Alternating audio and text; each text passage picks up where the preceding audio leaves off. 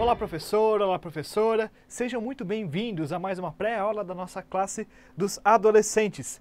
Eu sou o professor Nicolas, sou professor aqui em Blumenau, Santa Catarina, e nesse vídeo a gente vai estar tratando sobre a lição do número 13 do terceiro trimestre de 2018.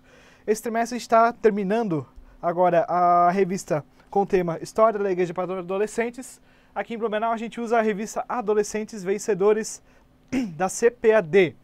Essa lição de número 13, ela tem como tema a mensagem pentecostal. Como texto bíblico, a gente vai ter ali Atos 12, do 1 até o 12, a cena clássica do Pentecostes, como destaque: arrependam-se e cada um de vocês seja batizado em nome de Jesus Cristo, para que seus pecados sejam perdoados. E vocês receberão de Deus o Espírito Santo. Os objetivos dessa lição são: primeiro, expor a estrutura da mensagem pentecostal. Segundo, pontuar que Jesus salva e cura. Terceiro, mostrar que Jesus batiza no Espírito Santo e breve voltará. Na lição passada, na lição número 12, a gente acabou tratando, a Silvana fez o vídeo, a lição trata mais do movimento pentecostal enquanto a história do movimento.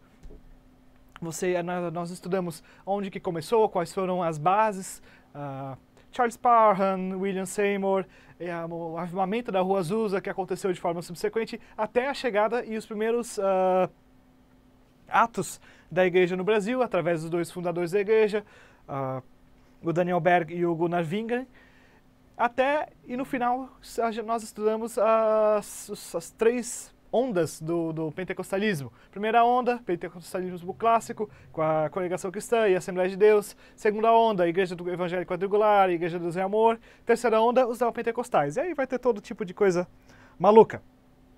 Nessa lição de número 13, a gente vai estudar efetivamente quais são o que os pentecostais creem, mas principalmente o que diferencia nós pentecostais de outros movimentos que a gente estudou ao longo da lição. Nós estudamos, por exemplo, na lição sobre Lutero e Calvino. Lutero foi o inspirador da igreja luterana. Calvino, hoje em dia, é inspirador da igreja presbiteriana. John Wesley, que acabou fundando o movimento metodista. Hoje nós temos a igreja metodista. E entre outras correntes ao longo da história. Mesmo católicos, daí já vai haver uma grande diferença, porque nós somos protestantes ou reformados. Mas o que diferencia nós pentecostais dessas outras correntes que nós vimos surgindo ao longo da história da igreja, esses outros movimentos que também foram levantados por Deus, foram usados por Deus na sua época, para chegar até onde nós chegamos hoje? Eu me recordo, ainda no primeiro vídeo, quando nós estávamos falando da lição 1, eu ainda falei: é importante que a gente estude a história da igreja para a gente saber por que nós cremos aquilo que cremos. Obviamente, a gente se baseia na palavra de Deus. Mas, se você for observar a história da igreja, como nós vimos até agora, você vai ver que existem motivos também. A Bíblia é a razão central, mas ao longo da história existiram determinados movimentos que começaram a enxergar verdades bíblicas profundas. E nós somos herdeiros desses movimentos. Quem sabe se não houvessem Deus levantou eles para chegar até nós. Se talvez eles não tivessem feito aqueles avanços que aconteceram naquelas épocas, nós hoje não estaríamos aqui. Eu acredito que Deus teria levantado outros, mas nós somos herdeiros também desses movimentos. Nessa lição número 13, como material de apoio, eu vou estar indicando a declaração de fé das Assembleias de Deus. Eu vou ter que pedir perdão para os irmãos que eu não recordei de trazer junto comigo. Na hora que eu vou separar meu material, eu acabei deixando em casa. Mas existe lá tanto em versão livros, se você quiser comprar, em brochura ou capa dura. Se o irmão não tiver condição, você pode entrar no site da CGADB, Convenção Geral das Assembleias de Deus do Brasil, e eles disponibilizam gratuitamente para download. Se você botar no Google a Declaração de Fé Assembleias de Deus, um dos primeiros resultados normalmente já é o próprio do site da CGADB, você pode estar baixando lá. É um documento um pouco mais extenso. Nessa lição, eu indico que você leia o capítulo 10, que é sobre salvação, capítulo 21, sobre cura, capítulo 19, que fala sobre o batismo no Espírito Santo, e o capítulo 22, que fala sobre a segunda vinda de Cristo. São esses 4 temas que a gente vai estar estudando nessa lição. Então, mesmo que a lição tenha de conteúdo um pouco mais curto, porque ela vai ser bem panorâmico para o nosso adolescente. Existe muito conteúdo que você pode estar passando para o seu aluno. E eu acredito que esse subsídio vai estar ajudando você a estar preparando sua aula, aprofundando mais o seu estudo. É interessante que você, professor, estude toda a declaração de fé, mas ao longo de um período mais longo, talvez com mais tempo, com mais afinco em cada capítulo. Mas essa semana, especificamente, esses 4 capítulos são os que eu indico para você estar lendo, para você estar meditando, para você poder estar fazendo uma aula melhor para os seus adolescentes. E agora nós vamos indo ali para a sessão Quebrando a Rotina. A nossa revista ela indica que você faça com seus alunos que quando eles chegarem na aula, já esteja no quadro escrito Jesus salva, Jesus cura, Jesus batiza no Espírito Santo e Jesus breve voltará. E que você discuta com eles o que cada uma dessas frases remete para eles. Eu iria um pouco mais além. Eu estava pensando nessa dinâmica e me veio algumas ideias interessantes para você estar vendo. Nós estamos quase no fim da lição. Essa é uma lição que de conteúdo talvez um pouco mais rápida. Como comentei, você pode aprofundar muito, mas você pode estar aproveitando isso para estar fazendo na sessão Quebrando a Rotina uma outra proposta. Partindo disso daqui, mas indo além. Pergunte para os seus adolescentes, peça para eles estarem olhando na revista, se você quiser, dê um tempo para eles, conforme que você tiver disponível. Peça para eles estarem procurando e pontuando ao longo da revista ou ao longo do próprio conhecimento que eles possam ter de história da igreja. Eu espero que seus alunos tenham se interessado pelo tema e pesquisado também. História da igreja é um conteúdo riquíssimo. Eu indiquei livros no começo do trimestre a respeito que você pode estar se aprofundando. Você também poderia estar indicando isso para os seus alunos. É um tema que nos enriquece muito. Mas proponha para eles estarem, cada um desses 4 tópicos, para estarem pontuando de acordo com aquilo que eles estudaram, se eles quiserem pesquisar na revista, quais momentos da história da igreja que eles acreditam que ajudaram a contribuir para cada uma dessas declarações de fé que estão dessas 4. Jesus salva, Jesus cura, batiza no Espírito Santo e breve voltará. Porque se eles forem observar, ao longo da história da igreja, a Bíblia compara a igreja com um edifício que está em constante construção. Em que momentos que algumas bases desse edifício foram lançadas para que hoje nós podemos afirmar isso com mais convicção, com mais fervor. Alguns movimentos desses especificaram exatamente isso. Jesus salva, Jesus breve voltará, foram muito específicos. Outros fizeram de forma um pouco mais indireta, ou talvez desenvolveram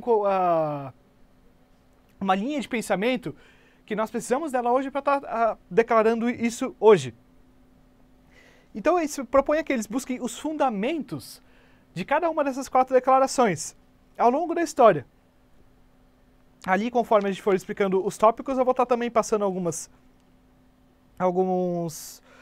ideias que me veio em mente, mas proponha para eles. Talvez você pode dar isso de ideia no começo, peça para eles pesquisarem e depois peça para eles compartilharem o que cada um encontrou. E daí você pode estar até construindo a sua aula junto com eles. É interessante o seu adolescente, tornar ele mais participativo na classe, mais participativo na construção do conhecimento. Outra proposta é que você peça que eles procurem versículos que embasam cada uma dessas declarações. Jesus salva, cura, batiza no Espírito Santo, breve voltará.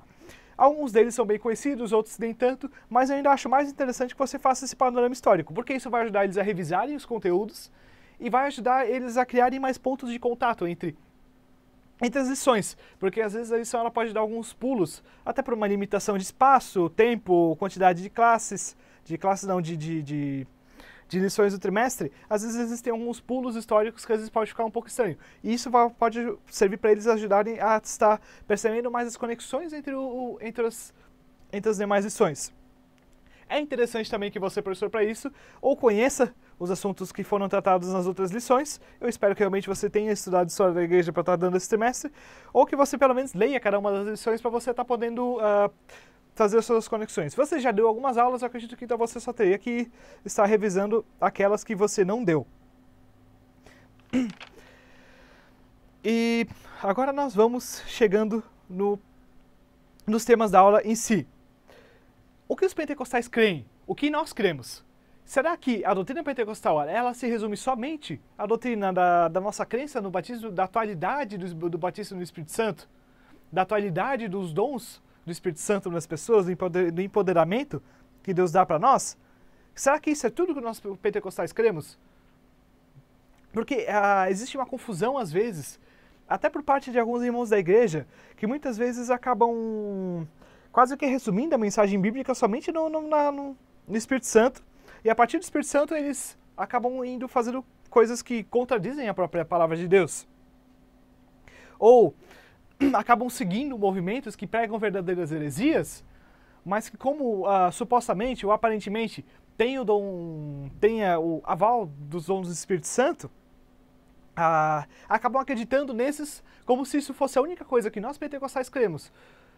Essa pessoa fala tal heresia. Às vezes heresias que nós devemos combater com todas as nossas forças. Por exemplo, existem grupos cristãos que negam a doutrina da Trindade e que se dizem pentecostais. Ora, nós que somos realmente pentecostais não podemos aceitar isso. Mesmo que eles aleguem ter os dons do Espírito Santo, isso não é a completude do ensino que a fé pentecostal tem. O pentecostalismo não se resume ao batismo do Espírito Santo. Ele tem uma visão completa, ele tem uma visão integral. Aqui, nessa lição, a gente vai estar vendo esses 4 principais pontos que diferenciaram o movimento pentecostal de outros movimentos anteriores. Alguns deles, 2 deles principalmente, foram pregados por toda a história da igreja, mas o movimento pentecostal acabou dando uma ênfase muito maior, um fervor muito maior para esses ensinamentos. E é muito importante que o seu aluno ele conheça isso para não acabar caindo em falsos ensinos. Essa mensagem é a pregação conhecida como a pregação completa do Evangelho. A primeira, Jesus salva, ou somente Jesus salva. O evangelismo sempre foi a primeira prioridade, a prioridade principal de todo o movimento pentecostal. Talvez soe estranho para alguns, porque muitos pentecostais acabam dando uma ênfase maior no batismo com o Espírito Santo do que no próprio evangelismo. Não. Todo o movimento pentecostal, ele sempre foi um movimento essencialmente missionário.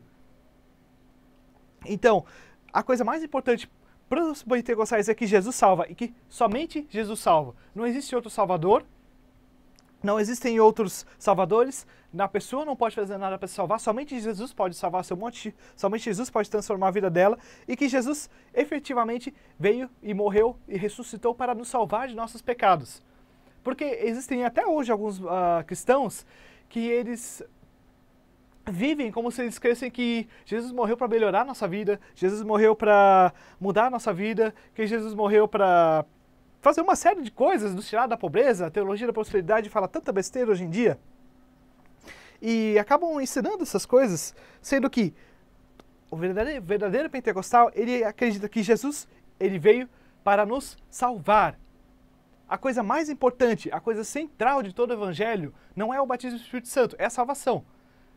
Ou seja, e isso, os pentecostais eles foram herdeiros, por exemplo, de John Wesley. John Wesley ele combatia muito as igrejas tradicionais da sua época, onde as pessoas elas iam à igreja, participavam dos cultos, mas elas efetivamente não demonstravam frutos da salvação. Ao longo de toda a história da igreja nós podemos ver isso. Na Reforma isso aconteceu, os reformadores foram contra isso, e outros momentos também. Mas John Wesley ele foi muito enfático no ponto em que Jesus ele salva, ele efetivamente transforma a vida das pessoas. Tem uma ênfase muito grande na regeneração, nos frutos da salvação da pessoa, nos frutos do Espírito Santo, no fruto do Espírito Santo, como dizia meu professor da escola teológica. Então, essa é a primeira verdade que nós pentecostais afirmamos com todas as nossas forças e talvez a principal. Só Jesus salva e só Jesus salva. Jesus não veio para que você vá na igreja todos os domingos. Jesus não veio para que você tenha amigos que tenham vocabulário em comum da igreja. Não, Jesus veio para se salvar dos seus pecados. Jesus veio, morreu, padeceu e ressuscitou efetivamente para estar nos salvando dos nossos pecados, nos salvando da ira de Deus, que era merecida e justa contra nós. Ele tomou sobre si toda a condenação, toda a letra de acusação contra nós e pregou no madeiro, pregou numa cruz, consigo mesmo. E essa é a principal mensagem que os pentecostais creem, Jesus salva. Isso levou ao longo dos anos a um fervor evangelístico muito grande, Com toda certeza, irmãos, outros movimentos cristãos, eles também têm um fervor evangelístico, porque nossa principal missão é o evangelismo, é as missões, a nossa principal ordenança de Jesus. Mas os pentecostais, eles tiveram sempre um fervor muito maior, um senso de urgência muito maior. Um pouco mais pra frente a gente vai estar vendo por que os pentecostais têm um senso de urgência muito grande, e também porque os pentecostais sempre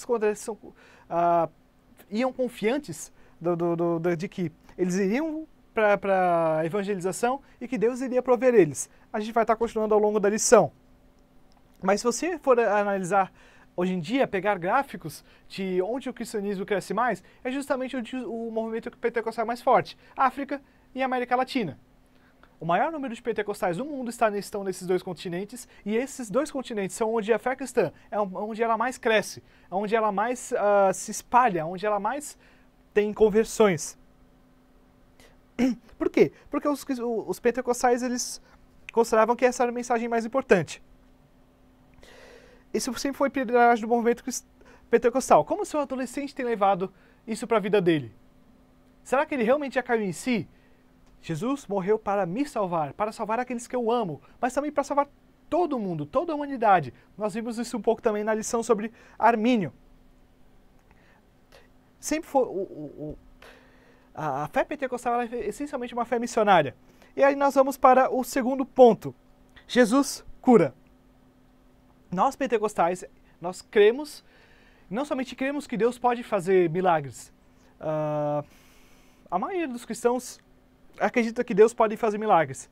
Mas uma diferença de nós pentecostais é que nós não só cremos que Deus pode, como nós desejamos que isso aconteça e agimos como se isso realmente fosse acontecer, como se isso fosse para nossos dias.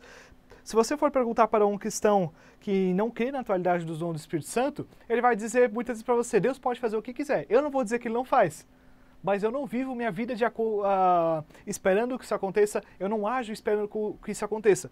Nós pentecostais fazemos justamente o contrário. Nós esperamos que aconteça os milagres, nós desejamos isso, nós buscamos isso, nós ansiamos verdadeiramente por isso. E o Evangelho de Cristo é uma mensagem de poder.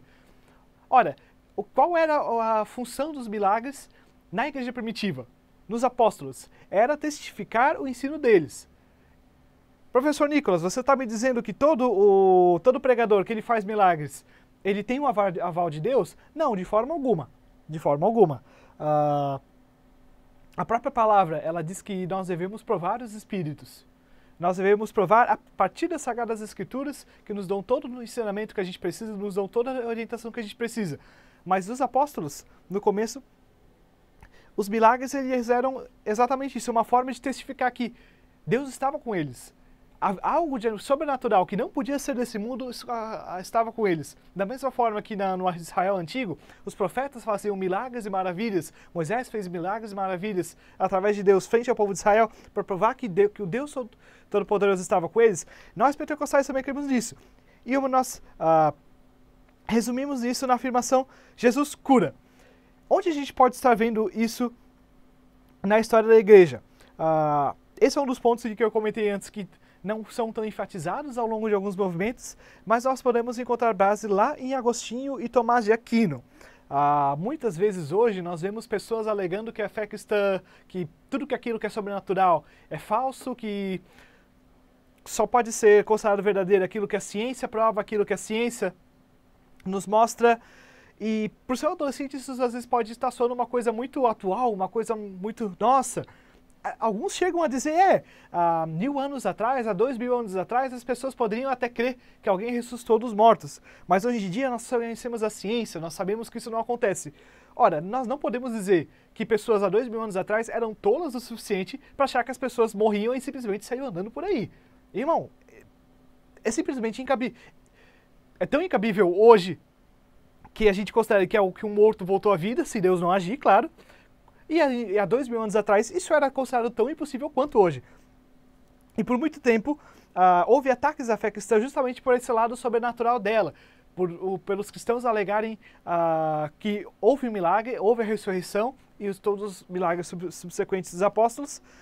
E para a época isso foi considerado uma loucura, como o próprio Paulo fala. E Agostinho e Tomás de Aquino, os pais da igreja no começo, eles defenderam não somente a possibilidade dos milagres, mas não somente que era possível, mas que era, como é que eu posso explicar para os irmãos, que isso era provável que aconteceria. E quando eu digo provável, não na questão de provar, mas que isso, a chance, a necessidade, não somente a possibilidade, mas a necessidade de existir algo além do mundo, desse mundo natural. Agostinho e Tomás de Aquino argumentaram extensamente a favor disso. Eles ensinavam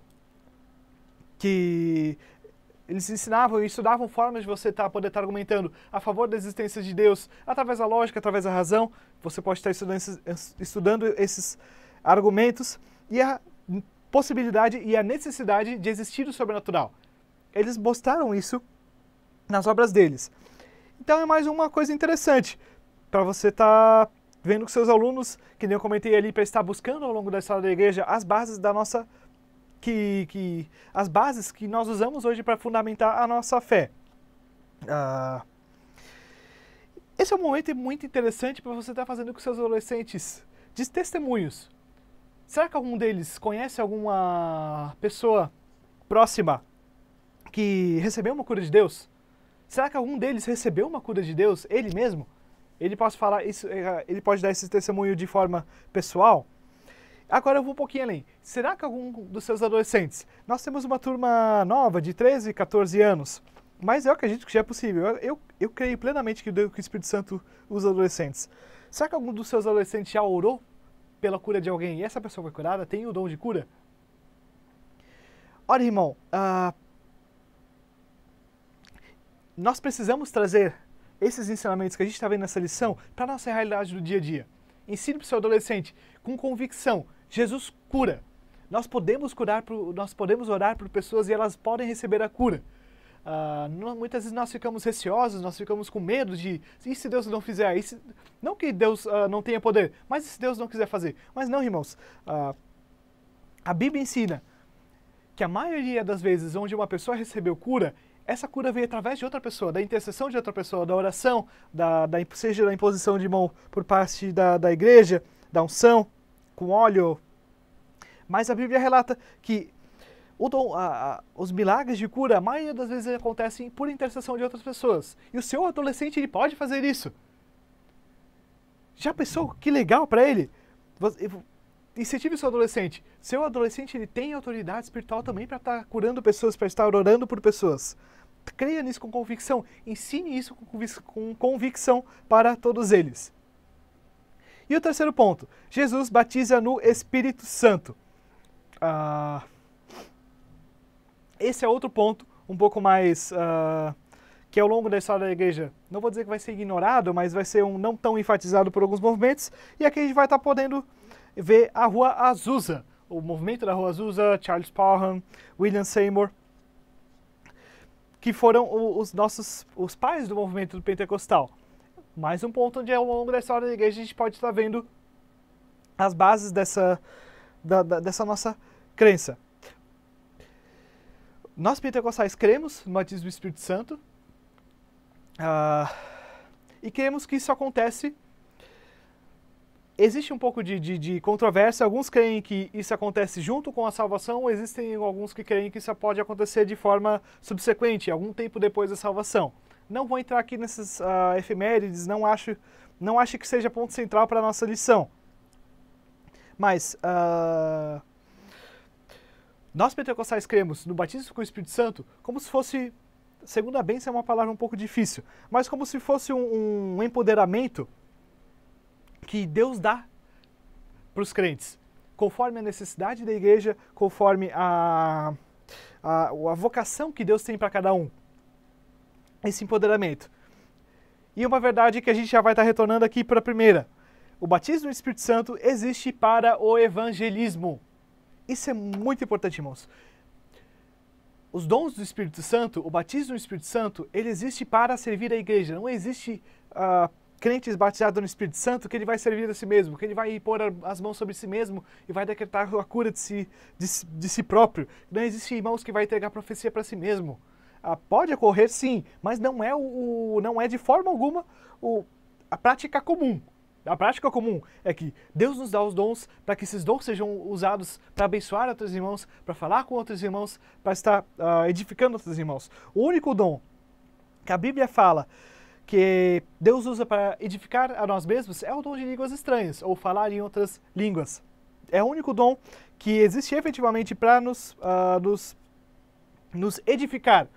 Mas ainda assim, mesmo esse dom que a Bíblia fala, aquele que fala em línguas, ele edifica a si mesmo, ele edifica a si mesmo para estar sendo capacitado por Deus, capacitado pelo Espírito Santo para fazer a obra de Deus. Por isso que os pentecostais sempre foram tão fervorosos das missões, porque eles queriam não somente que Jesus salva, mas que o Espírito Santo capacita eles para o evangelismo, para as missões. Você vê pessoas largando tudo que eles tinham, vindo, como os próprios fundadores da Assembleia de Deus do Brasil, vindo com $90. Hoje em dia isso é muito pouco, na época era um pouquinho mais, mas não era uma riqueza enorme. Eles poderiam chegar aqui e acabar passando por necessidade em poucos dias. $90 eles conseguiriam se manter por uns poucos dias até conseguir encontrar alguém para estar colaborando com eles. Mas eles queriam que o Espírito Santo capacita, o Espírito Santo ele empodera, o Espírito Santo ele dá aquilo que é necessário para que a igreja cumpra a sua missão. Inclusive os seus adolescentes. Quantos dos seus adolescentes consideram que são batizados com o Espírito Santo? Outra questão que eu não vou entrar em pormenores aqui, nós dessa Igreja de Deus cremos que a evidência inicial do batismo no Espírito Santo é o falar em línguas. Existem controvérsias, existem pessoas que acreditam que pode haver exceções e existir uma pessoa que não fala em línguas, mas é batizada. Mas como eu comentei antes, não é esse o tema da nossa lição. A nossa lição ela vai pegar mais esses pilares centrais. Vai ter outra revista futuramente onde vai ser tratado sobre temas de credo, efetivamente. Se não me engano, no começo do ano que vem. E lá vai ser discutido um pouco mais esses temas. Mas quantos dos seus adolescentes são batizados com o Espírito Santo? Quantos dos seus adolescentes são batizados com o Espírito Santo? E já vamos complementar um pouquinho. Acreditam, estão conscientes do que isso significa? Quantos dos seus adolescentes são batizados com o Espírito Santo estão conscientes de que isso significa um chamado para a missão, seja na cidade, seja em outros locais, seja na escola deles, na família deles, mas que isso efetivamente significa um dom que Deus deu para aquela pessoa, uma capacitação que Deus deu para aquela pessoa, para estar seguindo a vocação dela naquele momento. E quantos dos adolescentes, eles confiam nessa capacitação do Espírito Santo para estar fazendo a obra dele? Muitas vezes nós somos receosos, muitas vezes nós somos ansiosos, mas nós temos que voltar para essas nossas bases. Porque o Espírito Santo, ele batiza com o Espírito Santo e isso existe essencialmente para o evangelismo. Isso é uma capacitação, isso é um empoderamento de todos nós. E o quarto ponto, Jesus breve voltará. Ao longo de toda a história da igreja isso foi ensinado, mas houveram momentos onde isso foi deixado um pouco de lado, porque afinal, Jesus estava demorando, segundo alguns, para voltar, então talvez fosse demorar muito mais tempo e nós poderíamos viver a nossa vida como queremos. Nós pentecostais não temos isso. Jesus pode voltar muito em breve. Jesus pode voltar a qualquer momento. Isso nos leva a duas coisas. Todo cristão pentecostal, ele acredita na necessidade de santificação pessoal, a necessidade de ter uma vida devocional, uma vida com Deus, para que eles possam estar atento e vigilante, para que não seja pego despreparado no dia da segunda vinda de Cristo. Nós podemos, com isso, voltar de novo aqui em Wesley, os metodistas, que enfatizavam muito a questão da vida de santidade, a questão do metodismo, onde eles estudavam a Bíblia de forma ordenada, de forma metódica, efetivamente. Tanto que ele depois fundou o Clube Santo, onde eles faziam esses estudos e ensinavam que a necessidade de uma vida santa. Nós somos herdeiros disso. E o segundo ponto, Jesus breve voltará é o maior chamado missionário que nós podemos ter. Irmãos, você já pensou que horrível seria uma pessoa ouvir Jesus voltar e uma pessoa não ter ouvido, ou talvez até ter ouvido da mensagem de Jesus uma vez e nessa vez ela rejeitou, e talvez se ela tivesse ouvido mais uma vez, tivesse tido mais alguma oportunidade, irmãos, que Deus tenha misericórdia de nós se nós não formos não formos zelosos com essa missão que Deus nos deu. Jesus pode voltar a qualquer momento, irmãos. Nós temos que ter essa convicção profundamente arraigada dentro de nós. E que isso nos incomode, que isso nos tire o nosso sossego, que isso nos tire o sono. Existem pessoas que podem ir para o inferno se Jesus voltar hoje. Nós temos que fazer alguma coisa por elas. A igreja primitiva queria muito nisso, principalmente porque Jesus tinha acabado de vir a primeira vez, e alguns entenderam até que Jesus viria antes que todos aqueles morressem. Era uma interpretação equivocada, mas que aconteceu por um tempo. Aqui a gente pode puxar mais uma vez. A igreja primitiva tinha muito esse senso de urgência, tinha muito esse senso, não somente de que Jesus pode voltar a qualquer momento, a gente tem que estar preparado, mas esse desejo de que Jesus volte logo, que nós queremos estar com o nosso Salvador, com o nosso Senhor. Nós queremos desfrutar da glória de Deus de forma mais intensa, de forma mais real, na vida vindoura. E nós pentecostais cremos nisso. Comentei já da questão da necessidade de santidade. Então veja, irmãos, é uma linha de pensamento muito interessante quando você acabar observando que a mensagem pentecostal ela tem até uma certa ordem. Jesus salva, cura, batiza no Espírito Santo e voltará. Claro que, principalmente Jesus cura e batiza no Espírito Santo, não precisa acontecer necessariamente nessa ordem, mas existe aí uma linha de tempo, uma linha de ordem das coisas. E nós cremos que Jesus salva. Isso nos leva ao evangelismo de forma muito mais fervorosa. Por quê? Porque nós cremos que a nossa mensagem ela tem validade, a nossa mensagem é verdadeira. Então Jesus cura, também para mostrar a veracidade da nossa mensagem. E de que forma nós podemos nos capacitar para isso? Nós devemos estudar, nós devemos nos capacitar para isso. Estudar e estar nos preparando. Mas, acima de tudo, nós cremos que Jesus batiza no Espírito Santo. E o batismo no Espírito Santo é um empoderamento para missões. É um chamado a missões. Não precisa necessariamente significar que o seu adolescente vai hoje mesmo já para algum país distante. Não, na casa dele, entre os amigos dele, na escola dele. Deus pode operar através da vida dele, da sua escola. Mas porque nós temos um senso de necessidade de pregar que Jesus salva? Porque nós queremos que Jesus breve voltará. E nós queremos que o máximo de pessoas consigam compartilhar dessa salvação conosco, o máximo de pessoas sejam abençoadas já nessa vida, também na vida futura, na vida vindoura, mas já nessa vida sejam abençoadas com a salvação. E aqui a gente pode estar concluindo. Faça essa dinâmica com o seu adolescente para eles estarem procurando, ao longo da história da igreja, quais movimentos que lançaram bases para aquilo que nós afirmamos hoje. E também os versículos bíblicos. A maioria deles já são conhecidos, talvez não leve tanto tempo. Mas é muito interessante, irmãos. Que Deus possa abençoar a sua classe, que essa lição possa despertar nos seus adolescentes um senso de urgência muito grande para missões. E talvez se algum adolescente seu já está buscando o batismo há muito tempo, que ele possa ser renovado no seu desejo de receber o batismo, no seu desejo de receber os dons do Espírito Santo, através dessa afirmação da verdade de que Jesus batiza no Espírito Santo. Que seus adolescentes que talvez enfrentam enfermidades, ou que tem pessoas na família que enfrentam enfermidades, que eles possam sair dessa classe, convictos de que Jesus cura. Jesus efetivamente tem poder para curar e nos dá, e nós somos o meio que Ele quer usar para estar curando as pessoas. Que Deus abençoe você e sua classe, que nós estamos terminando mais um trimestre novamente, e a próxima lição vai ser sobre a igreja na atualidade, onde a gente vai acabar vendo o que a igreja tem feito atualmente, não somente não somente o que os pentecostais atuais fazem, mas o que a igreja tem feito com essas 4 afirmações de fé que nós temos. De que forma a igreja tem aplicado isso, de que forma a igreja tem vivido isso. Que Deus abençoe você e sua classe, que Deus abençoe você e sua família, professor. Que a sua fé possa ser renovada possa ter sido renovada e continue sendo, através do estudo da história da igreja, vendo ao longo de todo o trimestre testemunhos de cristãos piedosos que foram grandemente usados por Deus para estar mudando a situação da sua época, para estar mudando a situação do mundo inteiro. E que nós colhemos frutos da coragem dessas pessoas, da capacitação dessas pessoas até hoje.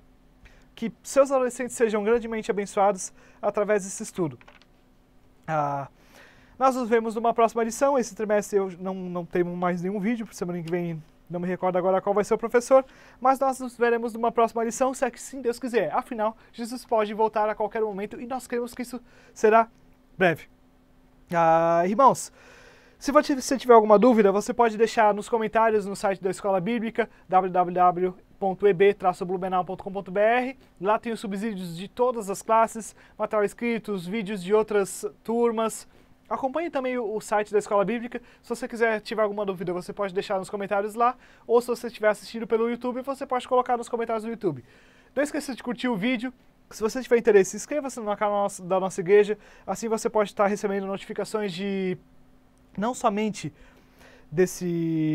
dessa classe dos adolescentes, mas também de outras classes e acompanhando as pregações aqui do nosso templo sede em Blumenau.